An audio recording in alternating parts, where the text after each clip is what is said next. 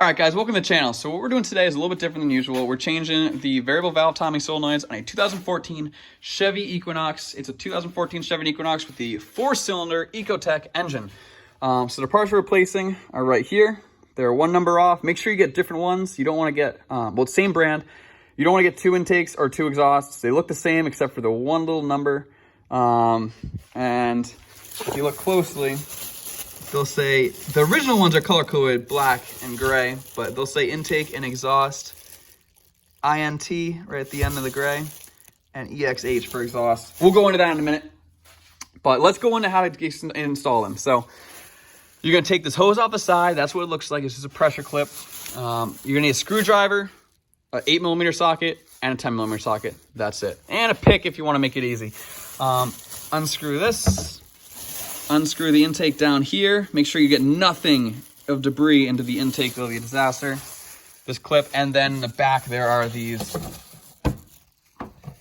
2 clamps that just, you don't need to do anything, unbolt them or anything. They just sit there.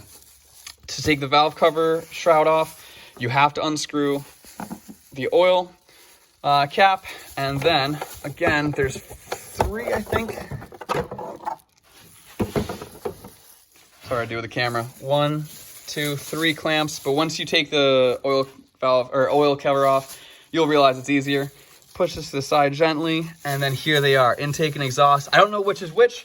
Make sure you read them. Make sure you just do one at a time. I changed the intake first, put the new intake in, take the exhaust out, put the new exhaust in. These clamps are very fragile, and they're screwed in or wired in the wiring harness, so you do not want to break them.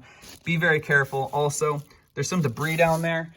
Make sure that you do not get any debris in there, because it is basically like dumping debris down the oil, where the oil cap is, the oil fill neck. And you don't want any debris in there because it goes right in your engine and the oil, and that'd be a disaster. Clog up some things and wear some things out.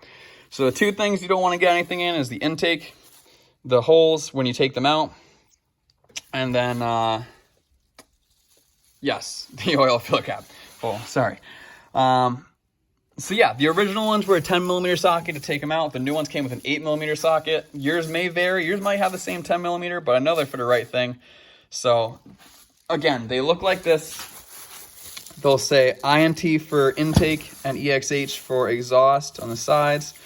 This is what they look like. They have a screen. They're gonna come out covered in oil, so bring a rag or something so they don't get oil all over the engine bay.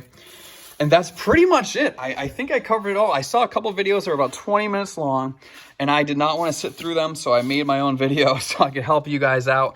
I don't monetize off this channel, so if you could leave a like to get more views in the YouTube algorithm, and a comment with any feedback to improve the channel, or a question. I respond to any comments with feedback and stuff, so please leave a comment, please leave a like, and if you can, subscribe for more great videos. I do a lot of reviews on things.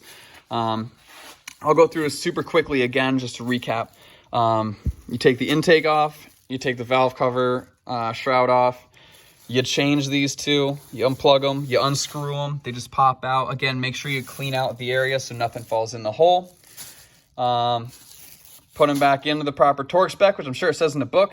Don't over tighten them or you'll have a huge issue. Don't break these clamps or you'll have another huge issue with the wiring harness. And that's about it. Then you just reassemble the way you did, and it didn't seem too hard. It was kind of hard to get them out. Don't grab them with channel locks or anything, I'd say. I just gently played with them back and forth and pulled up with the wire off. Don't do it with the wire on, or you could end up damaging it. So I hope this video helps. Leave any comments and I'll help you out with anything you can use. If you don't feel like you're an experienced enough mechanic to do this, just take it to the shop. Don't risk it, because there are a lot of things you could have issues with, basically just letting things fall into the engine. So depending on your experience level, do with caution. I hope this video helped. Again, they were $50 a piece. It was $100 total. I'm sure a Chevy dealership would charge a lot more for the parts and a lot for labor. So hope it helps. Leave a comment. Talk to you soon. Thanks a lot. Bye-bye.